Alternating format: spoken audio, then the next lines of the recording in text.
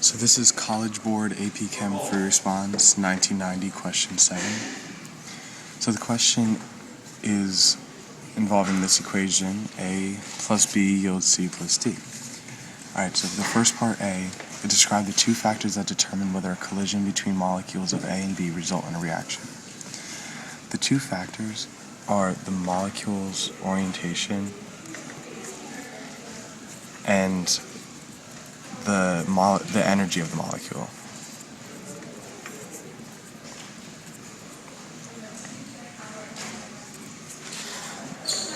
The molecule's orientation means, say this is A, this is molecule A, and this is molecule B.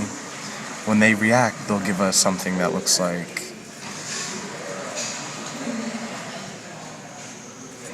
this.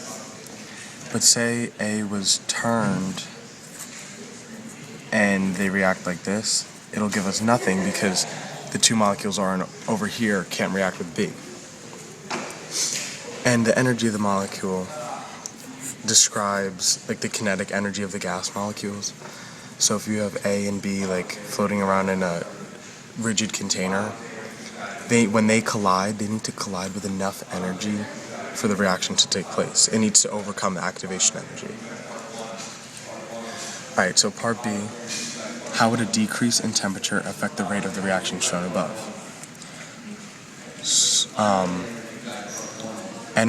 Kinetic energy and temperature are directly proportional. So as temperature decreases, kinetic energy is also going to decrease. So if the temperature of the reaction decreases, our kinetic energy will decrease, and that means less molecules will have enough energy to react, like we talked about in part A. So a decrease in temperature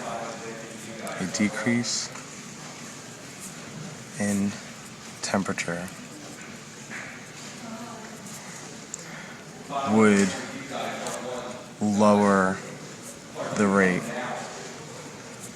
of the reaction because temperature and kinetic energy are directly proportional. Alright, part C. Write the rate law expression that would result if the reaction preceded by the mechanism shown below.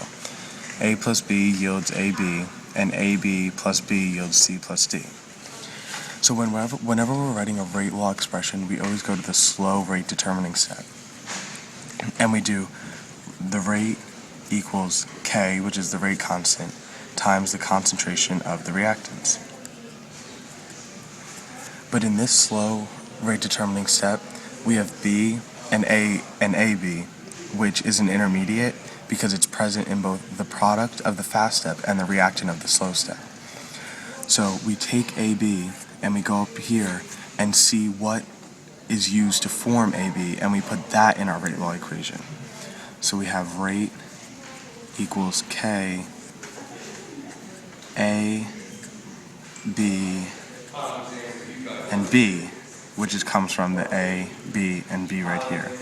And since we have two B's, we can write rate equals K, A, B squared. Alright, part D. Explain why a catalyst increases the rate of a reaction but does not change the value of the equilibrium constant for that reaction. So I'm going to rewrite the mechanism that we had above to demonstrate this.